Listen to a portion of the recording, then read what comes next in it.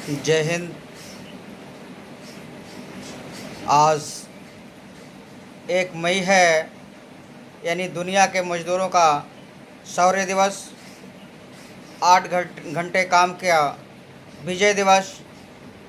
मैं Narsingh Kumar, northern railway employees union का केंद्रीय अध्यक्ष और इंडियन रेलवे एम्प्लॉयज़ फेडरेशन का राष्ट्रीय वित्त सचिव, मैं अपने पूरे संगठन की ओर से आप सभी को मई दिवस की बहुत बहुत बधाइयाँ। और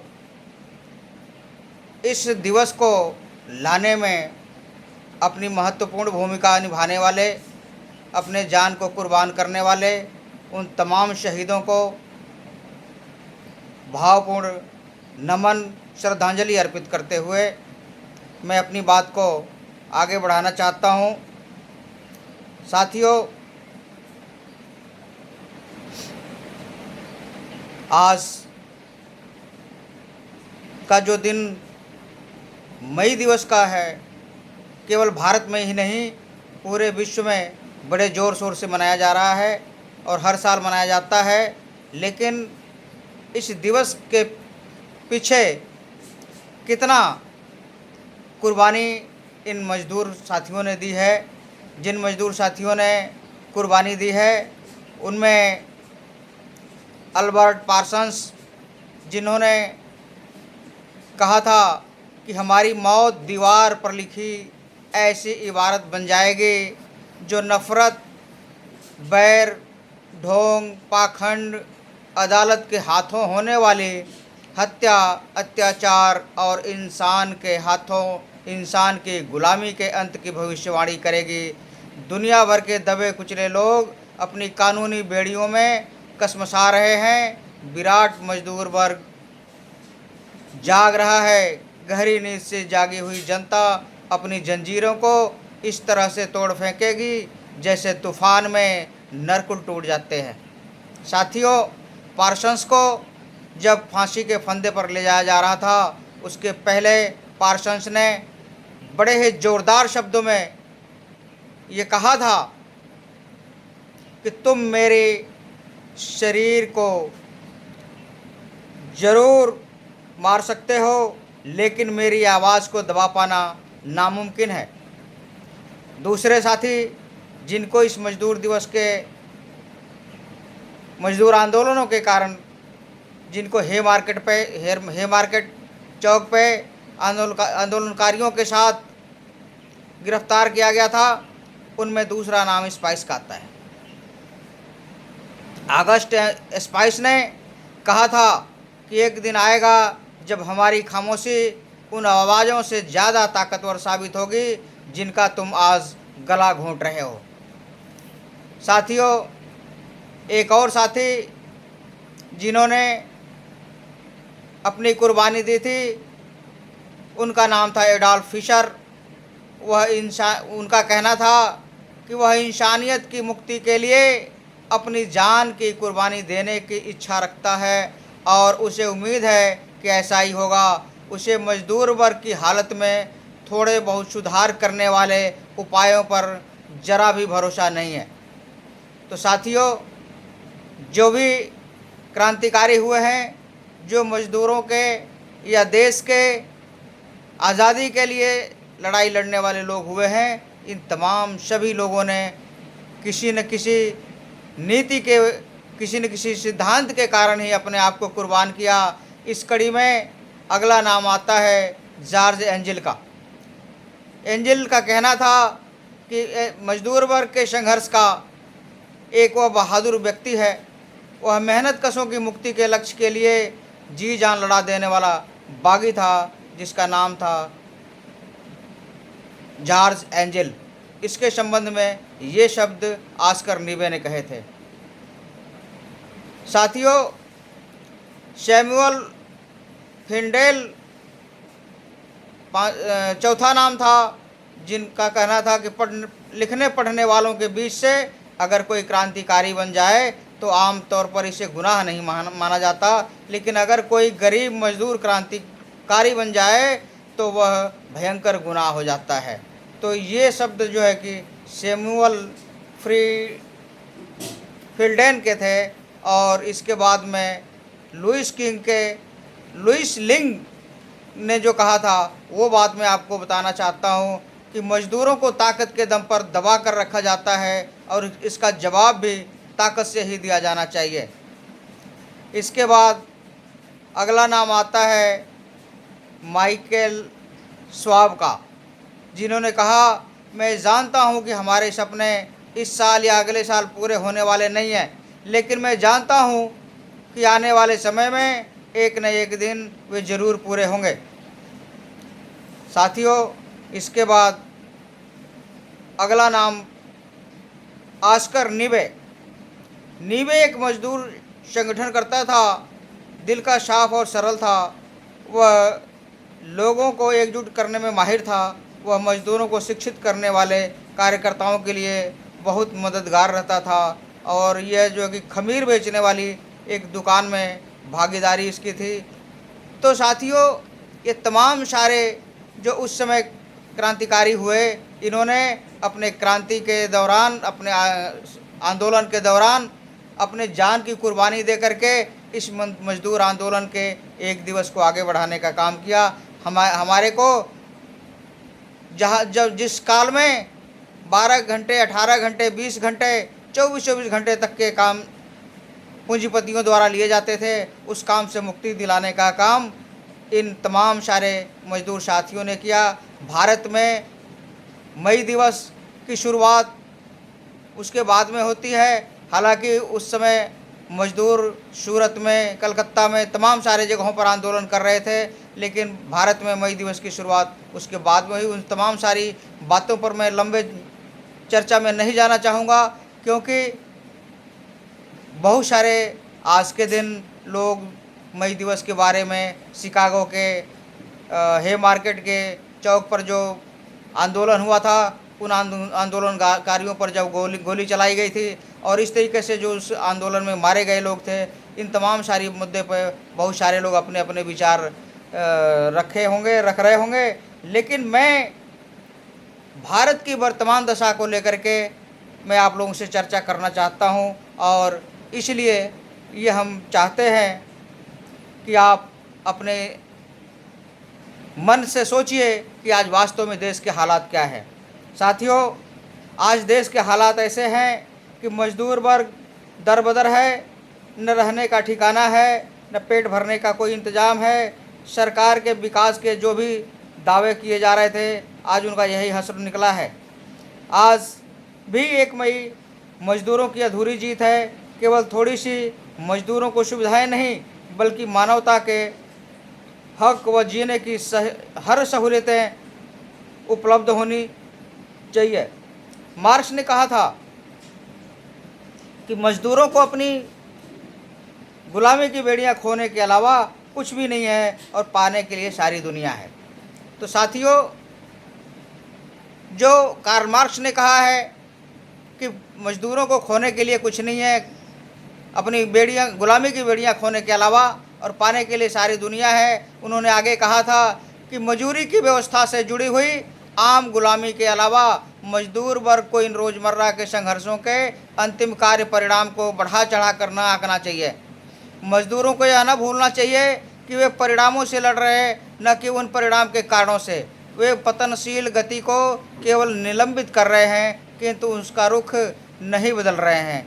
वे फ़ौरन आराम देने की दवाई दे रहे हैं, पर रोग को नष्ट नहीं कर रहे हैं। इसलिए मजदूरों को पूंजी के निरंतर हमले, वेतन कटौती, नौकरी की असुरक्षा, यूनियनों पर हमला या बाजार के परिवर्तनों के कारण हमेशा पैदा होने वाले अनिवार्य छापेमार संघर्षों में फंसकर न रह जाना चाहिए। उन्हें समझना चाहिए कि मौजूदा व्यवस्था उन सब मुसीबतों के बावजूद जो वह मजदूरों पर ढाती है, साथ ही समाज के आर्थिक नवनिर्माण के लिए आवश्यक भौतिक परिस्थितियां और सामाजिक रूपों को उत्पन्न करती है। इसलिए मजदूरों को अपने झंडे पर उचित ध्यान देना चाहिए, और काम करने के लिए उचित मजदूरी के रूढ़िवादी नारे के बजाय यह क्रांतिकारी नारा लिख लेना चाहिए, वेतन गुलामी का अंत हो। ये जो कि कार्ल मार्क्स के असली शब्द हैं।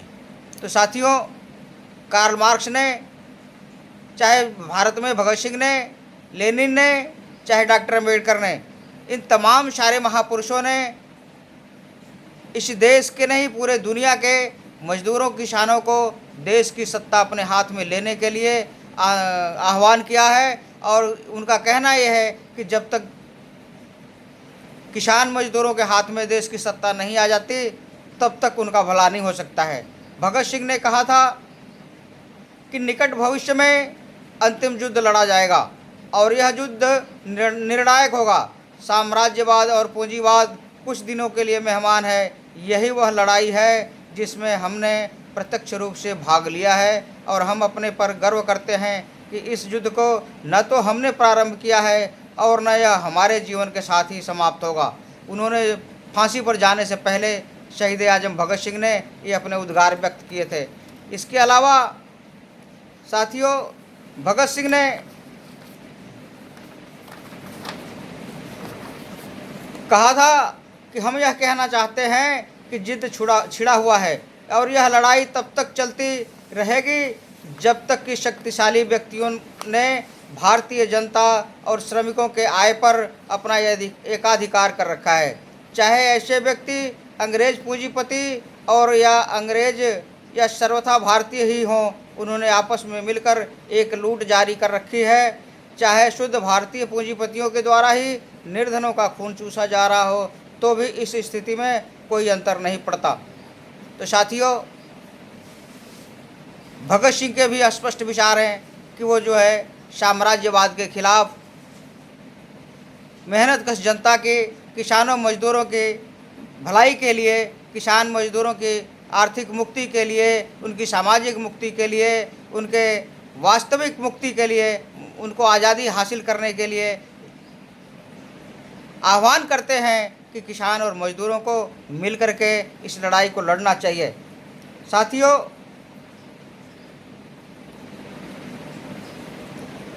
किसान और मजदूर दुनिया की तरक्की के असली वारिस हैं, लेकिन चंद पूंजीपतियों ने दुनिया पर कब्जा किया हुआ है। व्यापार पर कब्जा कर मुनाफा कमाने की होड़ में पूंजीवाद ने मजदूरों किसानों का शोषण किया है। साथियों, पूरे दुनिया में आज कोरोना की महामारी कोविड-19 के कारण तबाही मची हुई है। पूरी दुनिया में लॉकडाउन है, इसलिए तमाम सारे जगहों पर जो आज का मई दिवस है अपने अपने हिसाब से, अपने स्तर पर, अपने घरों से मनाने के लिए ये आह्वान किया गया है। उम्मीद है आप लोग जो है सभी स्वस्थ होंगे, सुखी होंगे। तो साथियों, यह एक बहुत बड़ी बात है कि वास्तव में पूंजीपतियों द्वारा रचा गया दुनिया के व्यापार और दौलत पर कब्जा करने की साजिश का हिस्सा ही ये कोविड-19 है, क्योंकि ये जहाज़ों के द्वारा, पूंजीपतियों द्वारा ही भारत में भी लाया गया है।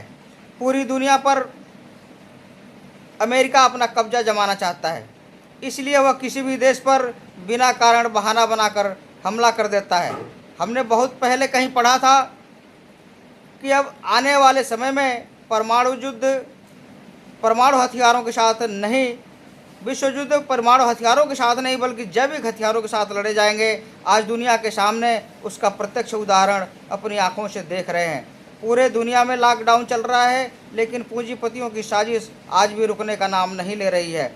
आज भी मरणासन हालत में भी पूंजीपतियों का पूंजी प्रेम बखूबी उजागर हो रहा है। भारत में पूंजीपतियों का सारा काम सरकार करती है। यही कारण है कि जब पूरे देश में लॉकडाउन है, कितने लोग इस कोरोना वायरस की चपेट में आएंगे यह कहना मुश्किल है।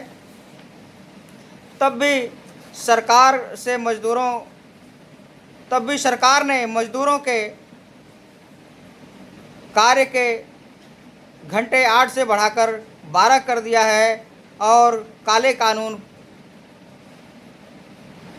कर दिया है। हम इस काले कानून को वापस लेने की मांग करते हैं। पूरे देश में गरीब मजदूरों की हालत बहुत ही दयनीय है और भयावह है। पूरे देश से गरीब मजदूर मकान और रोटी के अभाव में पैदल ही चलकर हजारों किलोमीटर दूर अपने घर को जाने को मजबूर हैं। अभी कल शाम को ही करीब 10 मजदूर, जिसमें एक गोद में बच्चा लिए महिला भी थी, अमृतसर से 5 दिन में अम्बाला पहुंचे थे और आगे उनको बलिया उत्तर प्रदेश जाना है। बताइए वो कितने दिन में पहुंचेंगे। पूरे देश का यही हाल है। दुनिया के लोगों से भारत की दयनीय दशा छुपी नहीं है। लॉकडाउन का फ़ायदा उठाकर सरकार ने 50 पूंजीपतियों के 67,000 करोड़ रुपए माफ़ कर दिया। पीएम केयर फंड में हजारों करोड़ रुपए के जमा हुए, लेकिन उन पैसों का उपयोग गरीब मजदूरों के लिए कब होगा, ये तो जो है कि समय ही बताएगा। सरकार और पूंजीपतियों के गठजोड़ के द्वारा मजदूर किसानों का लगातार शोषण होता आ रहा है। आज कोरोना की वैश्विक महामारी ने दुनिया में तरक्की का ढोल पीटने वालों की पोल खोल दिया है। तमाम प्राइवेट क्षेत्र जो केवल मुनाफा बटोरने के लिए आते हैं और सरकार को अपने चहेतों को फ़ायदा दिलाने के लिए सरकारी उपक्रमों का निजीकरण करती है। इस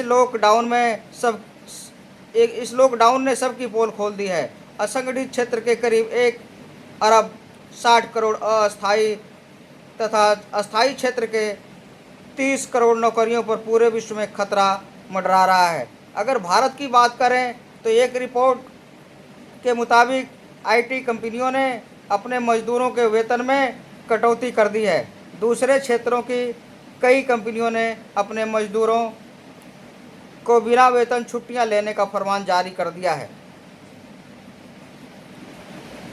सरकार ने कहने के लिए कुछ मदद का दिखावा किया है, जिसमें गरीबों के जनधन खातों में केंद्र के तरफ से 500 रुपये, किसी राज्य सरकार ने 1,000 रुपये, किसी ने 2,000 रुपये और दिल्ली ने 5,000 रुपये की मदद की है। लेकिन सवाल उठता है कि उन गरीब परिवारों के लिए 500 या 5,000 रुपया कितने दिन काम आएंगे। सरकार उन मजदूरों के श्रम का वास्तविक मूल्य क्यों नहीं निर्धारण करना चाहती है, मजदूरों का शोषण क्यों करवाती है। इसीलिए कि ये मजदूर पीढ़ी दर पीढ़ी बदहाल ही रहें। क्यों? उनको संविधान प्रदत्त अधिकारों से वंचित रखा जाता है।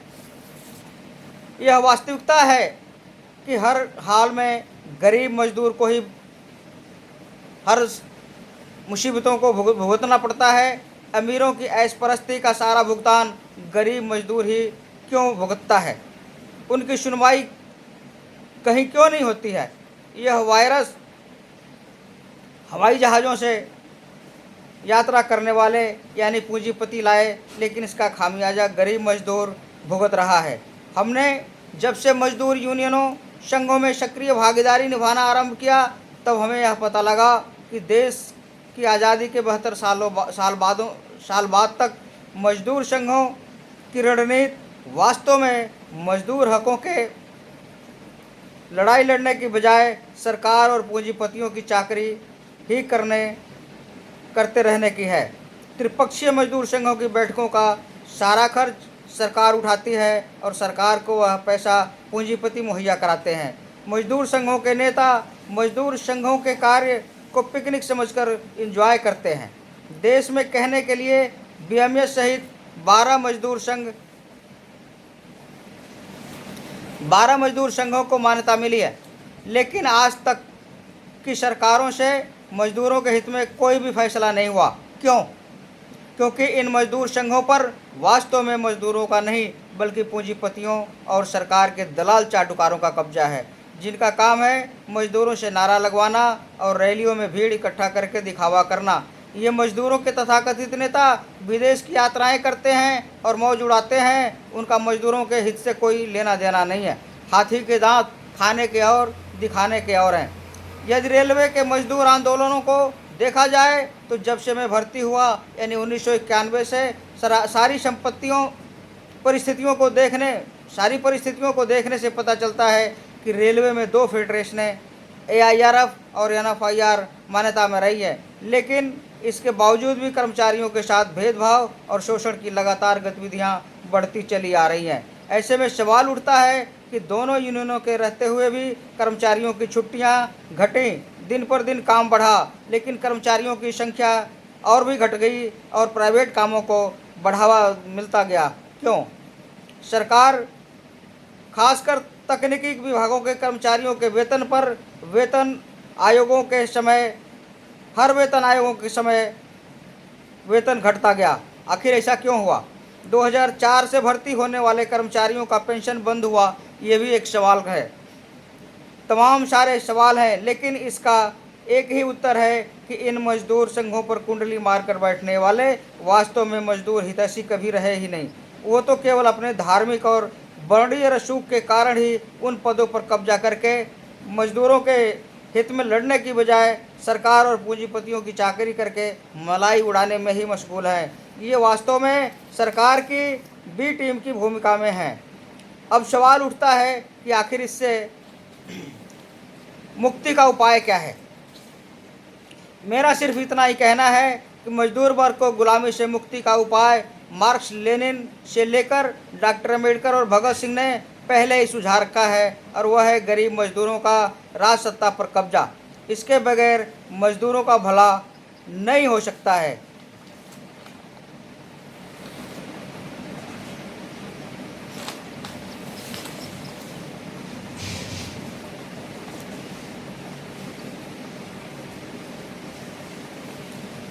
हालांकि भारत ही नहीं, दुनिया में पूंजीपतियों ने अपने हित साधन में मजदूर संघों के चाटुकार नेताओं को चाटुकारिता के कारण मार्क्स के मानवतावादी शोषण मुक्त समाज बनाने की मार्क्सवादी नीति को बदनाम करने का काम दुनिया में हुआ है।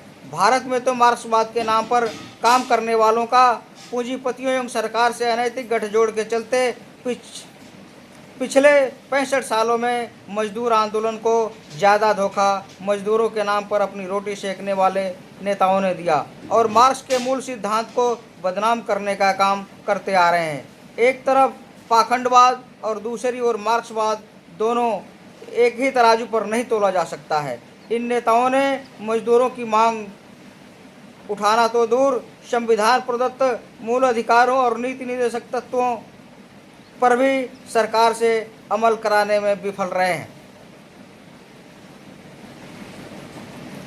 साथियों, भारत का संविधान स्वतंत्रता, समता, बंधुता और न्याय पर आधारित है। संविधान को पूर्ण रूप से लागू करके भारत में समता, स्वतंत्रता, न्याय और बंधुता के राज की स्थापना के लिए मजदूर वर्ग को भारत की सत्ता हाथों में लेने का प्रयास करना चाहिए। इसके अलावा मजदूर वर्ग के शोषण से मुक्ति संभव नहीं है।